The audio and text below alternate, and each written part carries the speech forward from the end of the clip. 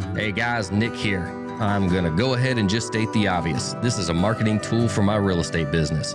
I've been a realtor for 20 years right here in Nashville, but who wants to listen to a boring podcast about real estate?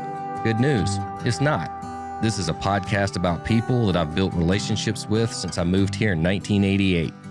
If what I stand for resonates with you and you're looking to buy or sell a home in this area, let's talk.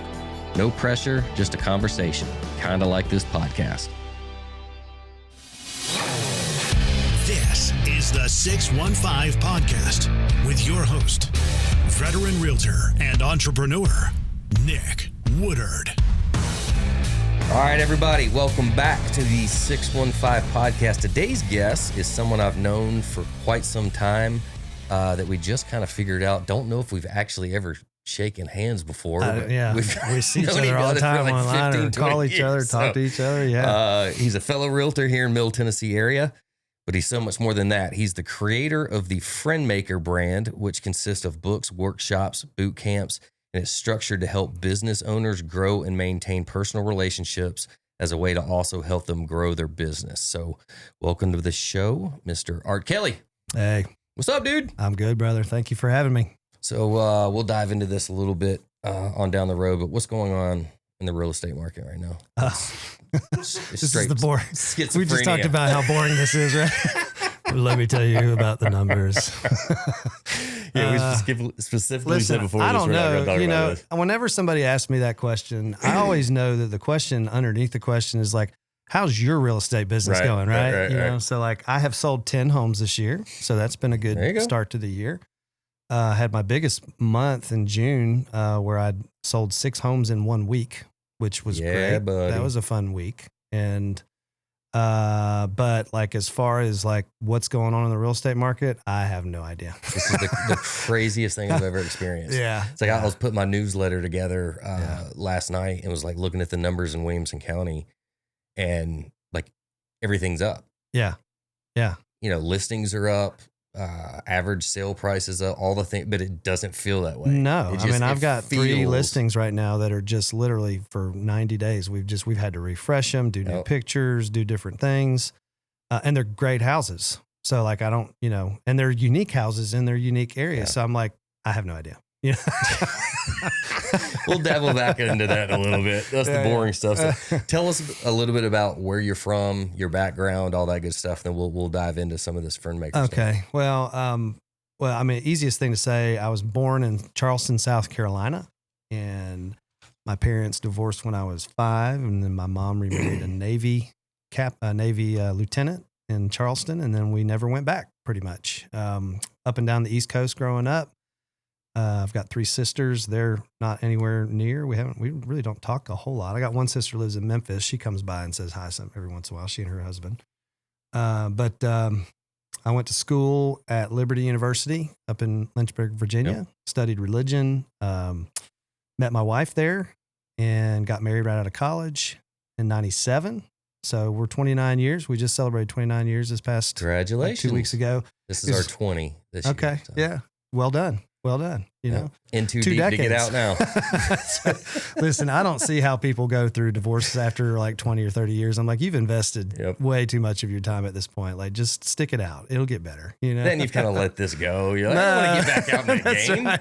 Yeah, I don't have to show anybody any of that stuff, except for my wife who really doesn't want to see it, So, but no, so I ended up, 97, graduated. I ended up selling cars for about a year.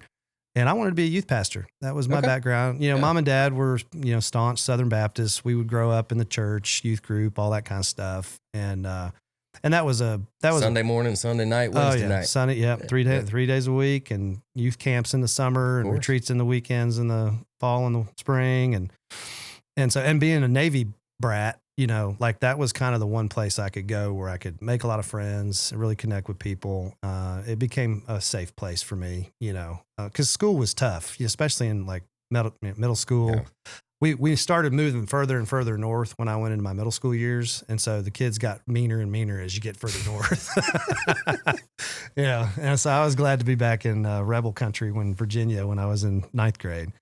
And, my little claim to fame, I did play football with Tiki and Rondé Barber No kidding. Back in the 90s, they That's were on neat. my middle school. Yep. I have like a sprain.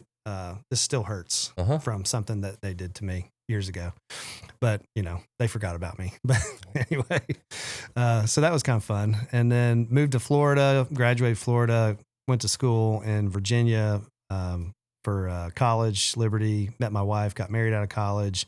Was going to be a youth pastor. Took my first youth pastor job in West Virginia, which is where she's from, born and raised, West Virginia girl. Country roads take me home. Yep. Yep. And she always just allowed us to sing her whenever that comes on in the stadiums at wherever we're at. And, a lot lately in all the soccer. It has been lately, yeah. A lot of country roads take me home. I was saying to someone the other day, like, my God, what the royalties that Leonard Skinner's probably getting off Freebird since hockey and soccer. Yeah, so much, man. Yes. Oh, dude. So anyway, but yeah, I mean, my first little church job I was 4 months there. The pastor got real jealous of my 23-year-old self. I don't know what could have been jealous of. I didn't know anything. I didn't even know what I was doing. Anyway, he fired me from that church. It was a big thing. And then I moved in with my in-laws for a year who live up there in West Virginia. And then I got a call down to Murfreesboro, Tennessee from a church, Northside Baptist Church in Murfreesboro. And I was there for about a year and a half. And I started to have some change of heart about like how to reach kids, how to work with teenagers. And I didn't know this at the time, but like there's a difference of philosophy of people who lead, churches and stuff. With regard to what's the best way to reach people? How do you, and at the same time, I'm having kind of a revolution of thought about how to reach these kids. I noticed my kids, these youth, they didn't want to come to our programs as much. Like the kids I wanted to reach were the ones that were like the fringe kids, the ones that weren't necessarily, the deadhead, the druggies, the deadhead, all that kind of stuff. And, deadheads. It's funny. Back 25 years ago, nobody knows what that is anymore. But anyway, so like, my wife and we like the kids on the margins, the wallflowers, that kind of stuff. And, we noticed they didn't want to come to any of our stuff but they would come to the youth leaders' houses, have like a cookout or something on their back porch, or let's do a movie night or whatever. So they'd come there and they'd open up, they'd just be there. They didn't want to come to our church. About the same time, I'm telling my volunteers to push everybody out of the church building and go to their homes to reach them. The church goes on a $2.5 million building campaign. Yeah. And the pastors saw that and they were like, yeah, like we really need you to, have the mentality of if you build it, then they'll come. And I was like, you're like, I'm out here boots on the ground. That's not how this is working. That's exactly right. And so, but again, I was too young. You got to meet them where they are. I was too young to know that there was politics in church and there was politics in the way those things got handled. No. And so they pulled me aside and said, hey. Don't say. I know, right? Listen, there's politics and everything. Like, dadgum. But anyway, so that just sent me on a journey, man. Like and when people ask me, what is it that what's my story? I just tell people, well, as far as like the ministry side of it goes, God had to get me kind of off the staff and out of the institution of church to teach me what ministry actually was. Yeah. And so that has become kind of my life story. So from that point on, man, I was working all kind of different jobs. I did 4 years at night shift at Nissan, putting on wiper blades and driving cars off the line and putting on door panels and all that stuff. Did that for a while. I was a bread truck delivery driver for a while. The Sunbeam Man. Entenmann's Donuts. Entenmann's. Dude, that was the best time. Yeah. Oh, God, I got so fat doing that job. You put on a couple? You would think that you would not you'd lose weight because you're working and moving and pushing bread. No. There was like this counteract. You're moving, but you're eating too much donuts, Yep. And so like those little Entenmann donuts with the little powder and little crusty little stuff on top, man. Oh, dude. They're still some of my favorites. My kids remember them now too. They're like, oh, you remember when we used to, like, the kids would get up in the back of the truck. I'd, drive it home every once in a while and say, pick out a box of donuts, kid. Then I worked for 5 Star Foods for a little while after that. And that was candy and vending machines. She's doing all the healthy stuff. That's so great. And I worked at a factory here in town and did that and filled their machines up. And I was a roofing contractor for a little while back in 2009. Got to do that. That was fun. I enjoyed roofing contracting. I enjoyed learning roofing, but I really enjoyed sitting in an air conditioned truck watching everybody else do the work.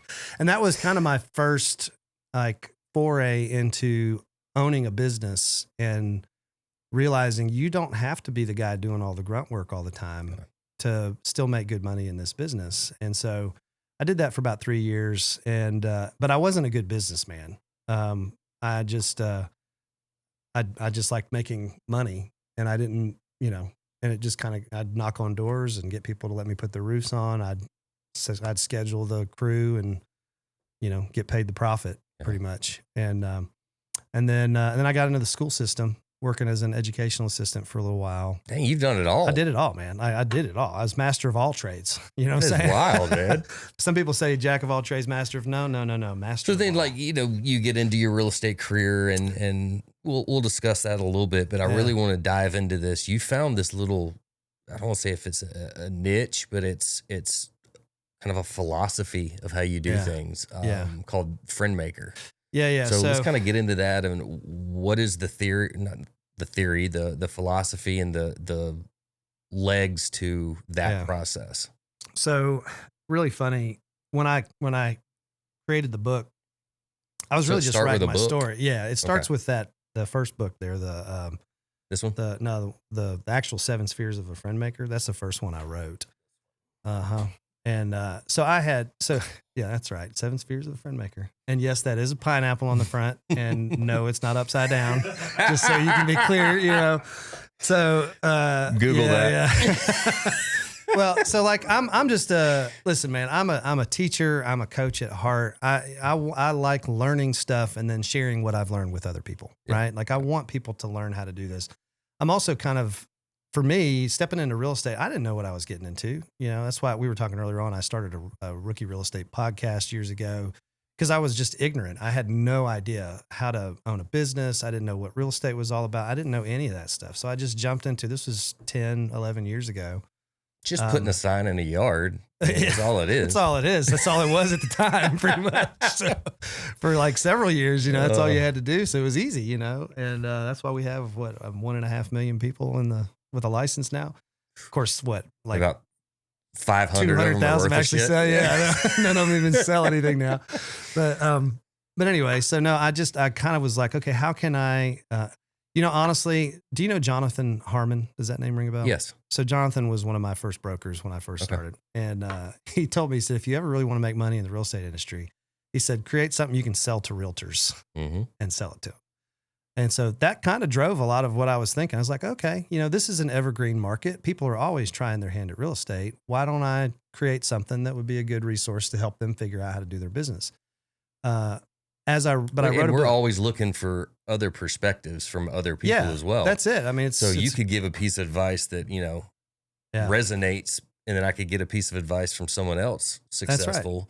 That's right. And utilize both. That's it, man. Like I always heard people say, never make a principle out of your own experience. Let God be as unique with other people as he has been with you. So just because I do it this way doesn't mean everybody has to do it this way. This is just what's worked for me and my personality. There are some transferable principles in this, but at the end of the day, some people may look at that and go, it's not for me. And that's fine. What I realized though was I wanted to write something that would resonate. And so a lot of the books that I've read and a lot of the coaches that I've listened to, I'm a big fan of Brian Buffini, Tom Ferry, Ninja Selling, really strong. Learned from a guy named Michael Maher, wrote a book called The 7 Levels of Communication.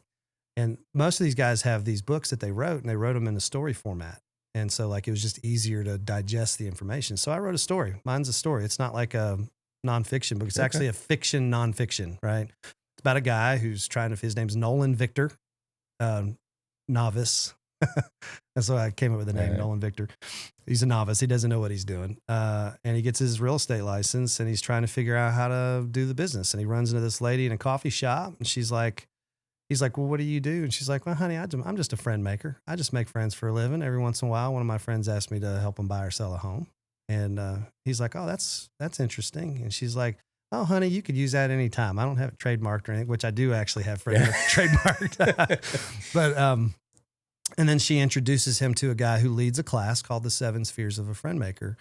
and the class basically it's just a bunch of business owners, and they learn a process that you take people through whenever you meet them, from the time you meet them to the time you close on a deal with them, how to basically build a relationship with people. And because what I've found over the years is, any business, I don't care if it's real estate or whatever, any business you do, there's really two predominant ways of thinking about how to do it. There's transactional, and then there's relational. Yep. That's pretty much everywhere. And so if you only see people as commodities to be used and to do what you want with, then you'll do everything in a transactional way. But if you see people as actually they have intrinsic value, and that actually if you do spend really good time with these people and give them a quality experience, your business can actually grow organically because they send referrals to you because they love you exponentially. Yeah. And so you can do both. And listen, there are people that are very, very successful in both transactional and relational ways of doing business. And it's funny, I listen to, it's called Motiversity. You ever listen to Motiversity? I've heard of podcast? it. Yeah. It's just, it's like Eric Thomas and like these dudes that are just like speaking, truth into you, and it was affirmations, that kind of stuff. Right. And I hear this one a lot. It's like, I'm not here to make friends, and I'm like, I know, I'm just, bless your heart, Art. You just want to make friends with everybody. And Well, that's one thing I've learned though, is the relationship is far more important than anything.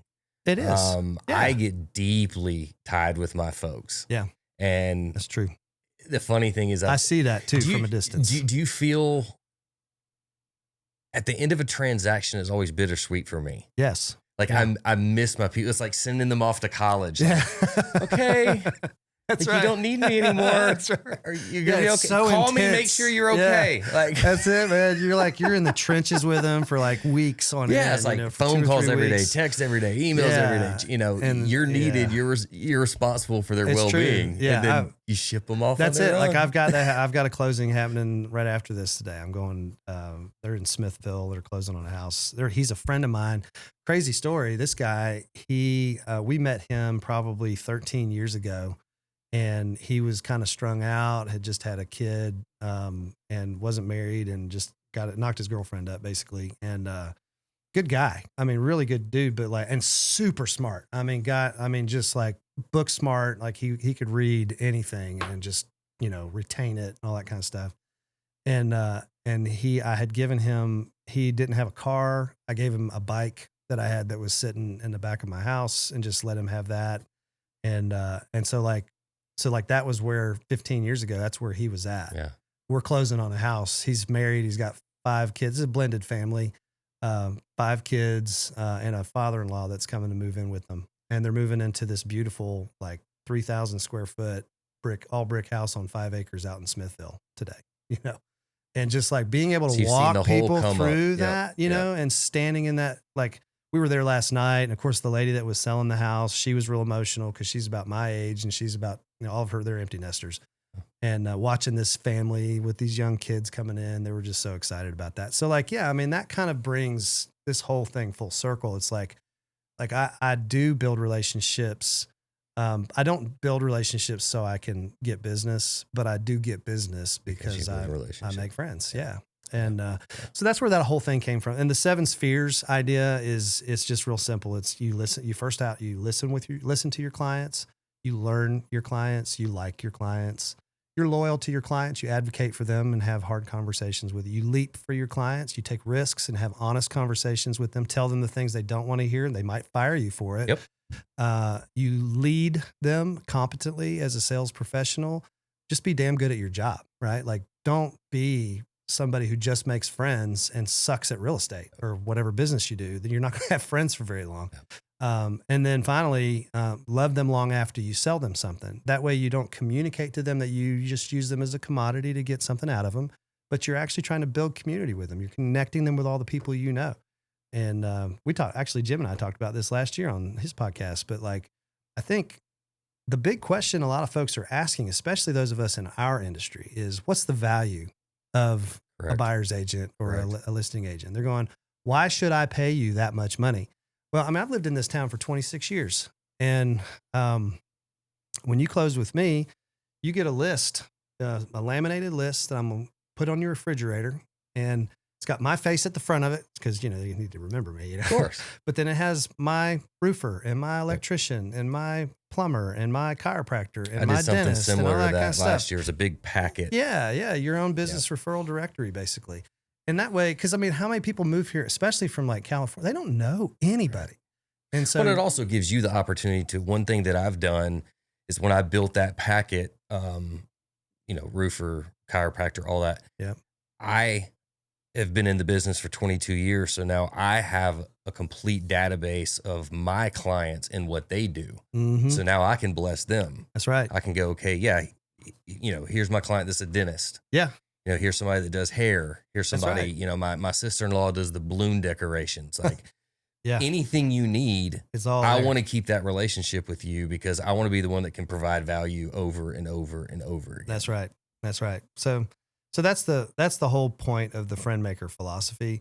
I realized I started teaching it. I turned it into a course for real estate agents, and I actually teach it to just business owners now too. Like I'll come into businesses and just teach, hey, look, here's how you build relationships with people. This is how it works. And this is what you have to do. And I give people tips on each of these 7 spheres of what you need to do to listen better and to learn people better and to like them better.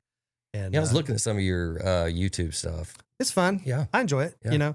And so it's a side gig, my main gig is real estate, selling homes, helping people walk. Yes, walk through the it's another process. branding, another way to brand, another way to get out there. That's it. You had said something earlier about, there's a couple people out there that can both do things relationally and transactionally. And that is kind of a very rare, Yeah. skill set. Yeah. One of the questions I wrote down is, what are your thoughts on the importance of the relationships with other realtors? I found out the really good ones have no problem helping you and explaining to you what works for them. Yeah. There's a couple heavy hitters in the Erin Kruger. She's a great friend of mine. Shout out to the GOAT. She's the best. I've not met Erin yet, but I see her. I love her. She's amazing what she's doing. She's created some between awesome stuff. her and Josh Anderson and Dan McEwen, like all those guys do heavy numbers, but they're also somebody that if I called them right now, I guarantee they'll either pick up or call me by the end of the day. Yeah. And it's so awesome to have relationships with people that want to see you succeed. That's right. And help you do better. And they also know that if they ever needed anything from me, I'd be there in a heartbeat. Yeah. So I think it's so important for a lot of people think there's so much fighting and competition amongst agents, but I don't really see that, especially with the successful ones. Yeah. No, they're always willing to reach out and help you do better. My biggest competition is me. Yep. The guy in the mirror every day, pulling myself out of bed and going and getting to work. Like that's my competition. But you're right. As far as relationships with other people in our industry, the unique thing about our industry is that the likelihood that somebody that's a real estate agent is going to be on the other side of a deal that you're doing at some point, that's going to work to your client's advantage if you know them. You don't want to burn bridges with people either because it's going to come back around. That's right. You don't. And you also get to know, you do have the unique experience with people who have not given you good experience that you're able to say, not necessarily like, I won't ever slander another agent, but if I've got an offer from an agent that I know is difficult and has been difficult and created a firestorm last time I dealt with them, that information is going to somehow trickle its way to my client. Of course. You know what I'm saying? Like in the or form if you have 3 offers that all come in and one's you've done 5 deals with one's a royal a-hole and the other one you've never heard of. Yeah. If all things are even, that's right. Yeah. You're going to steer to someone that you've respected and know that they do things the right way. Well, you probably tell your own clients this. I know I do a lot is if I give you a good experience, you're going to tell everybody about me. If I give you a bad experience, you're definitely going to tell everybody about me.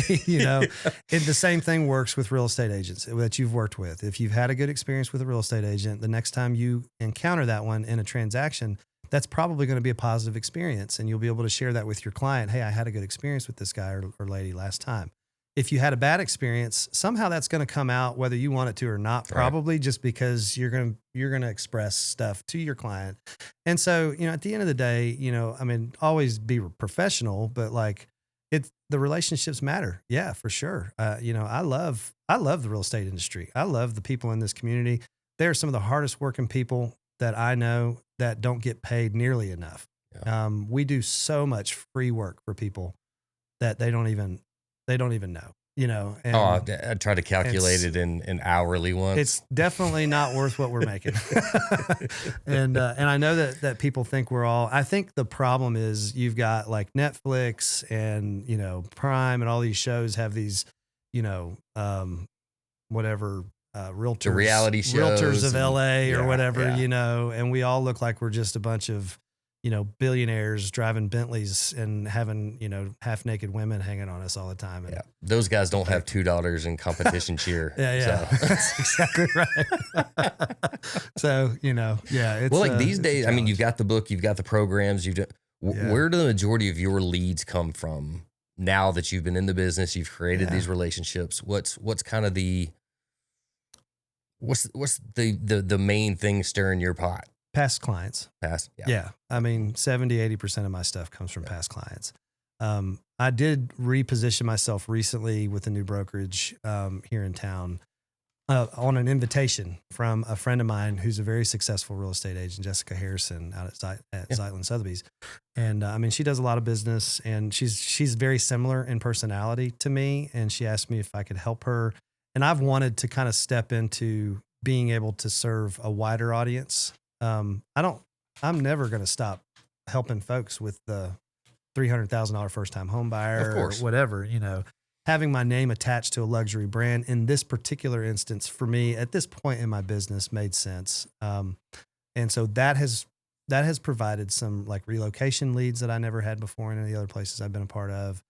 Being a part of a team has definitely given me access to some stuff. Now I'm not making as much money on a lot of these deals, but the goal here, the phrase that's really gotten into my mind this last 3 or 4 months is I've moved and transitioned onto a team for the first time in 10 years. It's got to be different, man. It is really different, but sometimes you've got to give up to go up. Yeah. And that's the phrase that keeps coming, just if I get to a place where I'm like, well, you know what, sometimes you got to give up to go up. Yeah.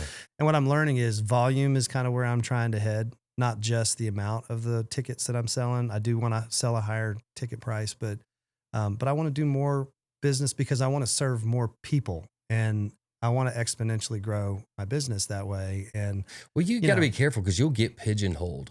Like you'll get put in a position like, I've been blessed to have some higher end transactions. Mm-hmm. I had someone come up to me the other day as a great friend of mine was like, we sold our little condo and we didn't think you wanted to We're not that big. Dude, You're big time. Yeah. I don't want to be that. Right. I want to help everybody. Cause again, it is the relationship. It is, it's a friendship. I don't care if it's 200 or if it's 2 million. I want to work with all of y'all. Agreed. I think strategically for me this last year, I've also watched where the middle class has really struggled a lot more. And I've realized there's a group of people that the economy doesn't ever affect. And it's folks that I've met more people by joining a luxury firm for the last 5 months that have $2 million cash they could buy a home with than I have in 10 years of doing this business. And I'm like, what? Where have you all been? Yeah. So, but again, I think underneath all of it, I'm still at the same space like you, where the philosophy of my business is I need to make as many friends as I can with people from all walks of life.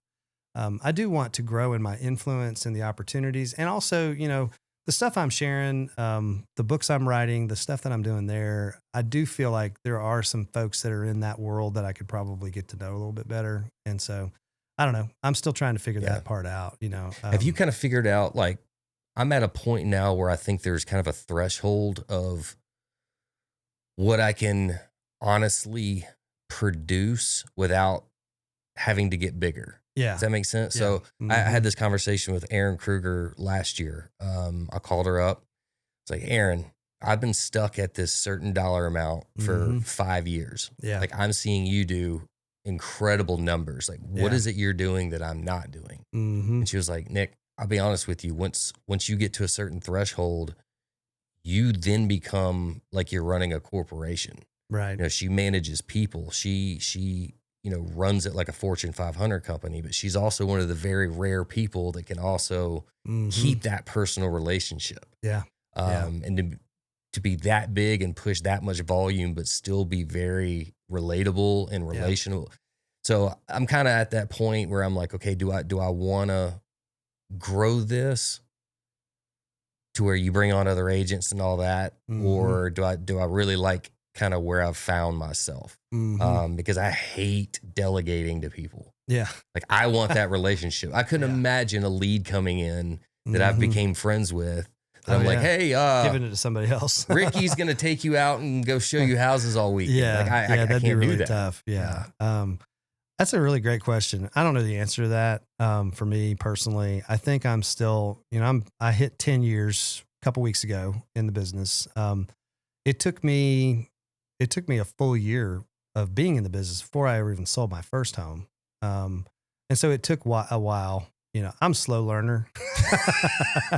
That's just, you know, and so it's okay for me. And I don't know, like I do think that ultimately I just want to, like, if I could speak and travel and write books, I'd do that in a heartbeat. Yeah. Over real estate. I love helping love that as families. a passion. Yeah, I do love helping families, but I love to stand on a stage and talk, you know, and inspire. I like to bring people to a place where it stirs their heart, right? Like, you know, I think it's important to do stuff that stirs your heart. Right. If it doesn't stir your heart, then why are you doing it? Right. And so, like, that's why I do real estate, because it does stir my heart to walk through that process with this guy he and his wife and kids that I'm closing on a house today. That stirs my heart to be a part of their story and to walk through that. So like with your book and you know, your whole philosophy here, do you adapt it to kind of what's working and changing in the market? I do. So like, or is it just, hey, these are the fundamental details of how I do things, stick to this and you'll always be successful? It's like I've gotten into the Instagram and YouTube and all that because that's kind of where it's going. Yeah. But I keep the core philosophy the way it is: work hard, take care of people, be honest. That's it. And be genuinely you. But we have to kind of move with the times as well. I think there's a lot of money that's being spent to tell you and me that we need to spend a lot of money on those things. You know what I mean? Fair. And so, you know, and that's a very powerful force of advertising in this world. That's why most real estate agents probably don't succeed in this business, is because we have a tendency to follow the light like a moth to a flame. I like to look at my life though from this perspective, like Alice in Wonderland. Follow the white rabbit, you know. Follow the white rabbit. Go where so like, where did that phone call led to another conversation. That conversation led to another relationship. So I'm always constantly trying to follow the white rabbit. Where is it taking me? I don't know. I have no idea where it's going. And in the process of doing that, like something pops up. And then something pops up over here. And so it's the most indirect marketing I think that exists, is just go out and create a whole lot of good into the world. A lot of us have like call reluctance. We don't want to call people. We get that phone up and we're like, look at I hate calling people, man. I hate it. And so like the truth is though, like, even though they're my people, it's weird. And you don't want to be that guy, right? Like nobody wants to be that guy that's just constantly badgering. But at the same time, like, the way I've been able to defeat it in my own mind is this person needs me to breathe life into them today, not to try to suck something out of them. Yeah. So like I need to this person needs me to call them today, not to talk about real estate, not to sell them something, not to ask them for something, but to figure out what's going on in their world that I can be of assistance in. That's a great way to look at it, man. How can I bring joy? How can I breathe life? How can I give something good to this person today? And if you wake up every day and just go, how can I create as much value as I can to people today? You're not going to have a problem. Well, that comes with, you know, that's kind of the catchphrase these days is authenticity. But I think it's so important, especially with what we do, you know, if you are putting things out on, you know, Instagram and YouTube and all that, like, you have to be you all the time. Yes. Like that's the one thing that I pride myself in is you're going to get the real me, whether I'm on this podcast, whether I'm showing you houses or I'm at the ball field, you may not like me. Sure. And that's fine. Yeah. But, you know, as my buddy Brantley Gilbert says, like, not everybody likes me, but the ones that like me love me. You know, it's right. you're not for everybody.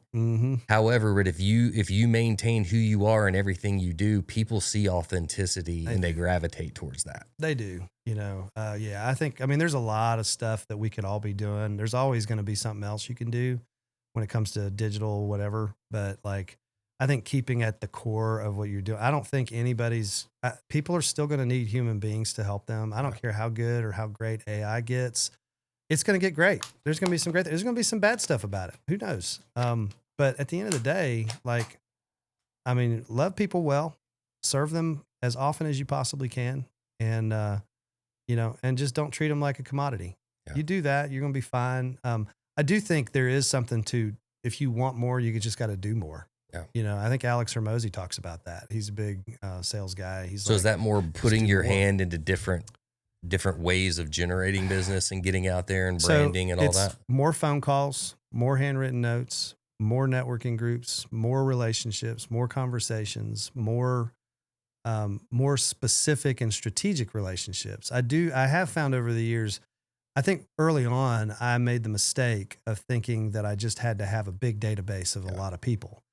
But if you have a small database of the right people, you can do a whole lot more business. You know, all I really need is creating a relationship with those people that want to see you successful. They're the ones that they think of whenever they run it. Yeah. But you also have to go, okay, are they in front of enough people on a regular basis that are constantly going, I need to have a real estate agent in my life? Yeah. And if they're not, then, you know, you'll still get a referral from them once every 5 years, but you probably need to build a relationship with somebody who's on the front lines of, you know, being around people who are making moves. So can you tell me a list of every single person and outlet you like to get your leads from? Let me tell you, Nick, right here, write this down.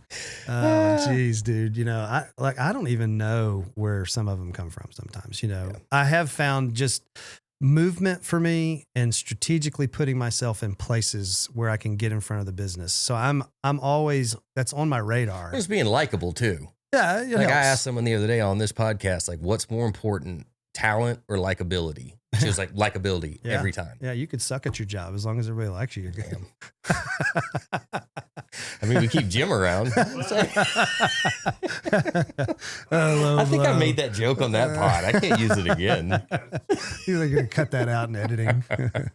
Man, what we talked about this a little bit earlier, kind of what we're just going to hit this for a second, but what are you kind of seeing right now in the Middle Tennessee market? Yeah. Because I want to compare notes here. Yeah. So I will tell you this, you know, of the current business that I have, most of the folks that I've helped with, they've got a larger family. They're moving up for space. I'm seeing people that are empty nesters, that their kids are out of the house and they're either downsizing or they're just selling and moving out. I see people relocating here. A lot of people are relocating here. We got In-N-Out Burger coming here. We got Starbucks now is opening their corporate headquarters. Oracle. I met a guy at King's Chapel here in Arrington. He was the next door neighbor of an open house I was sitting at, and he's like an oil executive from Houston. Their whole team is coming up here to Brentwood. So there's a lot of relocation business going on. But people are only moving if they have to. Yeah. They're not moving because they think, oh, it'd be cool to move my house. Like you know, if you have a really, really great interest rate on your house and your payment is less than $1,500 a month, you're not moving unless you just have to, or you go through a divorce or something like that. So what I'm seeing is necessary moves are happening. Just the moving up because I need another bedroom. I'm not seeing it. No, I'm seeing people try to cash out because I think some people are like, they're seeing actually, it's weird because like I do see like statistically on real tracks, we're selling higher dollars, more. It's like going up. Price reductions. But and like in my world, like my sellers are lowering their prices. They're not getting as much for their houses. Kind of where I'm going with that is I'm seeing a lot of price reductions from price on properties where they should have been priced that way to begin with. Yeah. So what I'm doing is I'm telling all my sellers, you have to be aggressively priced. You have to have everything in perfect condition because you have buyers that have options now and they're not under the gun. They're not feeling that stress that they were feeling a couple of years ago where, God, I hated that when you take a buyer and you're like, okay, what'd you think about the house? They're like, well, it was great. I want to sleep on it. And I'm like, yeah, but the agent told me there's 3 offers on it. So yeah, it's gone. are we doing it or are we not? Like that put people under incredible stress. And that's not there now. So I'm seeing, and I'm telling all my buyers this, you have an opportunity in this little window that I think is going to change. I agree. That you, I don't say necessarily have the upper hand, but you have the ability to negotiate a little more. You have the ability to take your time, look at everything that's available, make sure it's the right situation, and take your time through the process. That's exactly what I'm telling. I don't think that's going to, once rates drop, that's gone. No. We're going to get right back to where we were. I don't know how long it's going to take for rates to drop. Correct. But at some point, they will. Yeah. And I'm watching other people that have been doing this a lot longer than I have that are telling us, look, position yourself as a real estate agent, just keep positioning yourself in a space where you're taking on listings, you're taking on buyers. We are in a buyer's market. Buyers are getting deals. I mean, there's just no two ways about it. Buyers are getting deals still. You're getting closing costs paid for. Some of these sellers know that they're priced too high. They're lowering their price. The ones that are actually selling their houses are dropping their prices from where they thought they were, because they're not. They're just not where they were. Just throwing that number out there, trying to. Yeah, they were throwing a number out there because they thought maybe still, and there's just not a California buyer that wants to pay that. That California buyer now has options of other houses that are in your neighborhood that are a little bit lower, maybe a little bit nicer. And why would they buy your house if you haven't done the stuff you needed to do to get it up to that value? And you're still overpricing it. And so buyers are getting deals right now. I don't know how much longer they're going to. I've got folks that have been on the fence and they're waiting on the rates to drop. And I understand that mentality, but it's like, you don't understand what you're missing out on because you are going to get some pretty good deals right now. And by the time the rates do drop, then you're going to have a bunch of competition as a buyer. And I've never kind of been this way before, but I'm telling people, I've always been very conservative, especially with financing. Yeah. I've always been kind of 30-year fixed, yada, yada. I'm kind of telling people now that it may be okay to take a little higher rate because we can get the house for cheaper. Yeah. And then you refi it when things go down in a year or two. That's true. I mean, there's definitely. Because when they go down, we're seeing it. Everybody on the sidelines are going to jump in all at one time. And here we go with the circus again. Yeah. I just think we're definitely in a weird spot, a weird time in the real estate market. If I'm listening to this podcast and I'm going, okay, you got 2 experienced realtors that can give you some advice. I would say, first of all, look at your own finances, figure out what works best for you and your family. The best time to buy is always when you're ready. When you're ready. Yep. Second best time to buy is right now. It's always right now because things are. Or the best time to buy changing. Land is always 10 years ago. Or 10 years ago. That's right. That's exactly right, man. So. Well, man, long story short, with everything you've put together, it all revolves around relationships. It does. Yeah. Success comes from relationships you've created. I had this conversation with my son the other day. He's going into a senior year and looking into, what college he's going to go to. And I'm like, buddy, you go wherever you want. But I told him, I said, your biggest asset once you get out of college is that me and your mother are well connected in Nashville. Yep. We know a lot of people. That's right. That, I could make some phone calls right now and I know of people that would at least give you an interview. Yep. And that's because I've spent, my entire life here creating these relationships, creating trust. Yeah. They know how I raise my kids. That goes a long way, man. Yeah. Like it really does. There's a guy that, he's a big, network marketing guy. His name's Harvey McKay. Wrote a book back in the 70s, I think, called Dig Your Well Before You're Thirsty. Yeah. You ever heard that? I've heard of that. I love that concept, and I've been trying to teach that to my kids and to everybody that I know in real estate that's trying to figure out how to do business. Your well is your relational equity, right? It's the people you know. And the bigger your well is, the deeper your well is, the wider your well is, and the stronger your well is, the better you're going to be able to draw from that well when you're in a moment of need. Because everything that you need, whether it's tangible needs or intangible needs, they all come from other people. Yep. You need love, you need hope, you need peace, you need joy. That comes from people. It doesn't come from being by yourself doing your own thing all the time. It comes from relationships. You want money, you want a job, you want referrals, you want, stuff.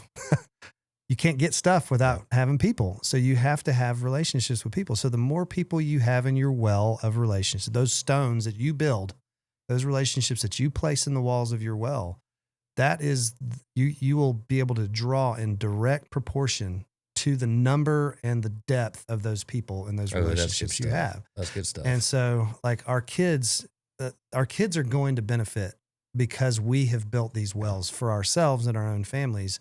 And so, but we do still have a responsibility to teach them, now that you've been connected to some of these people, now you need to start digging your own well. And that's the most important. I mean, how many people do you know that like they spend 3 years or 30 years in a factory or something, and all they do is just, put trinkets together. And then all of a sudden the factory lets them go. And all they know how to do is just, Put those tap, trinkets. tap. And they don't have any relationships, and they lose their job, and they go out into the world and they don't have anybody to draw on to be able to help them find some other gainful employment anywhere. Why do you think it's hard, especially for adults? It's difficult for a lot of people to make new relationships as they get older. Sure. And what is it a trust thing? Is it a comfortability thing? Is it, what is it? Just seems like the older we get, the harder it is to make these relationships. Mind control, Nick. Yeah. Not for us. Like, hell, we'll talk to anybody. Well, I mean, and that's the difference I don't between pay for therapy. I'll talk to Jim. Hell, I don't. That's the difference between an entrepreneur, I think, than an employee. I do think that's a big difference. I'm glad early on I got fired from the first 2 jobs that I worked at, because it taught me that I was wired differently. And I'm a contrarian thinker. I am a pioneer and a trailblazer. And entrepreneurs they always are. And so, I think people that struggle, a lot of times is because they're just used to doing life a certain way, and they think something's just going to come to them, or it's just going to be given to them because that's just how they've experienced their life. I mean, I think a lot of us, we work for as employees for companies because we feel there's this sense of security and there's this sense of, okay, well, as long as I show up, they're going to give me this, they're going to give me this. And then when you step outside of that in some way, shape, or form, oftentimes that it's scary. And so that's the thing, is the opposite. Yeah. Like, I'm a little scared because all I've ever known is 100% commission. Right. Like, it's you go kill it and bring it home, or you don't eat. You don't eat. Like, I have no concept of the other way around to that. Yeah. So that, that kind of, I feel like the guy that was in the jail that got out. Yeah. Figured about 10 years ago. Meals, but it wasn't that great. That was working at Nissan in the factory, man. I just felt like I was in jail there. I hated that place, Good people working there, but man, I just hated and it felt like school. You're not wired that way. I'm not wired that way. I'm not wired to sit in a classroom and do the work and then wait for the bell to ring and go get my snack and then come back for the next class. It's not how I was wired. I was wired to go out and create new stuff. And that's how I do best. I was going to tell you this, my second book there, the 21-day challenge, that was more practical. That's like a workbook. It gives you like a calendar, 21-day challenge. It came out of the idea of 75 hard. I did that a few years ago where you can, do 5 tasks every day for 75 days straight, and you lose weight and you feel better and all that kind of stuff. This is kind of like that for real estate agents. It's just make these phone calls. Great, man, it's a way to track and measure your activity every day.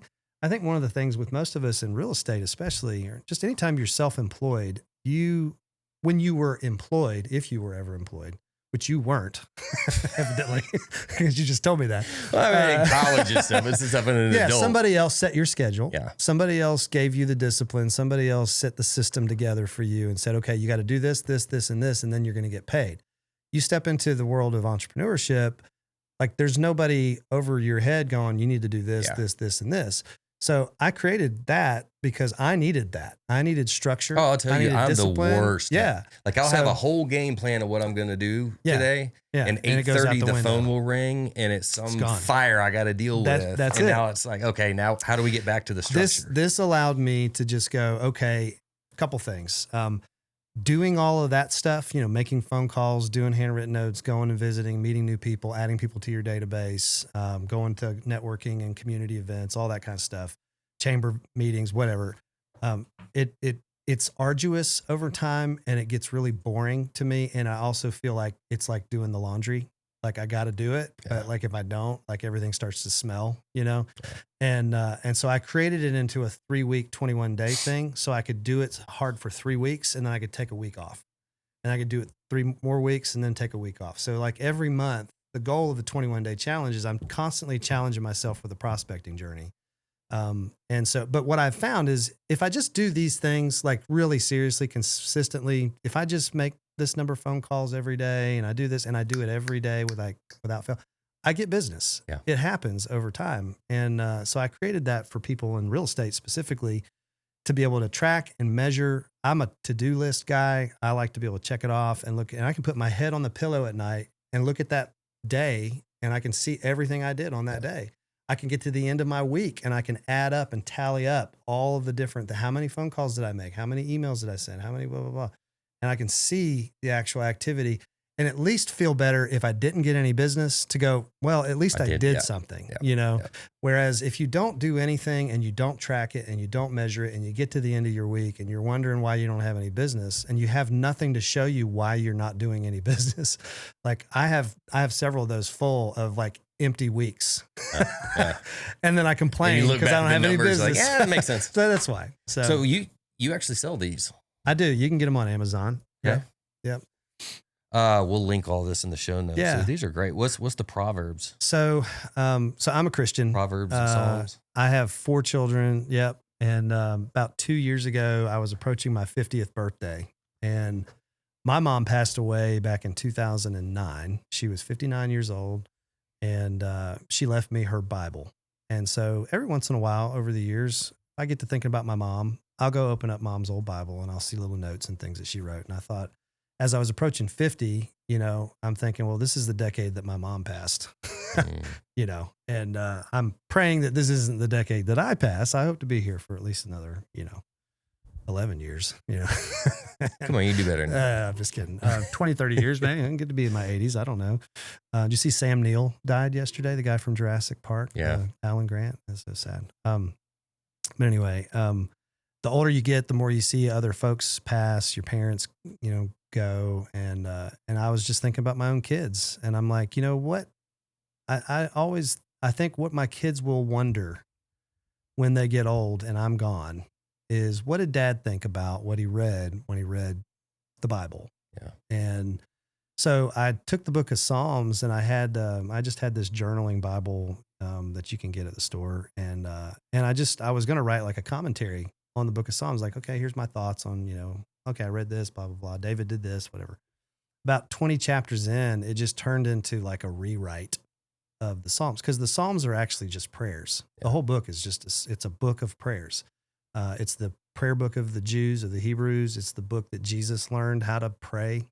Like when he was learning how to pray himself as a child, they used the Psalms. And so I thought, this would be kind of cool to give to my kids. So it took me the whole year of 2024 to just handwrite my own prayers all the way throughout it. And then I took 3 months and typed it all up, and I put it in this format. I call it Psalms Dad's Version. That's and fantastic, I wrote a little letter to my kids in the front of it. And I also wrote a letter to the reader. And it was like, look, I didn't write this necessarily for you, but I read it for my kids.